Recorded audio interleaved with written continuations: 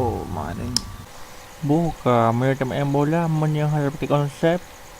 Hek tu ju nyambat punya buyar ju. Hanagat utai kalau legop yang seimbang, hanagat ju jalan permainan. Nyambat punya buat pi legop hanagat ju. Nah, jadi tamat main bola harus nak konsep harus seimbang. Ada ipu klik kena kedih pi dah be na rasa ya tu be hana semangat hana mangat be rata minder bersemangat ju percaya diri nyamban ji menyo tengok mana percaya diri tu susah tak mula anda pakai pemikiran namban tengok harus jalan yang kami legok tak punya jalan kau ban klik kena kedih nyamban be be dika dah kena dah putar bola dah putar kena kedih te legok hana got tagai nyamban dah pakai pemikiran cik ni bola. Po be ile Ronaldo. Hmm. Gino kan, Hmm. menurut Ron kan, permainan bola untuk 60 tahun ataupun 70 tahun ukur yang kiban. Yan yang menurut pemikiran lu kan. Man hana pegah pi.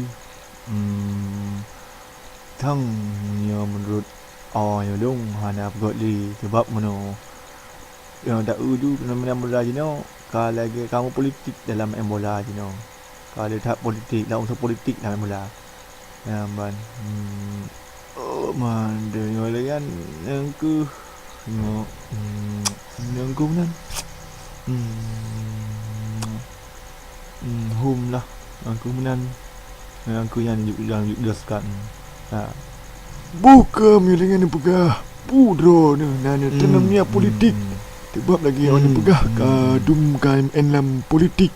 Pudro ni ukuji akan tanam politik cik. Kiban yang bereh bagat bakro ni. Lu hang putren dalam dunia politik. Ya ban.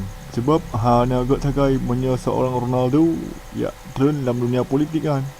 Ya ban ya lu tang hang putren mami Ronaldo. Sebab uno pi politik kan ke baru aku dia hana agak le ju menang ya ban. Dia tak pi le ju reng hana agak dalam politik karena kasus macam tu.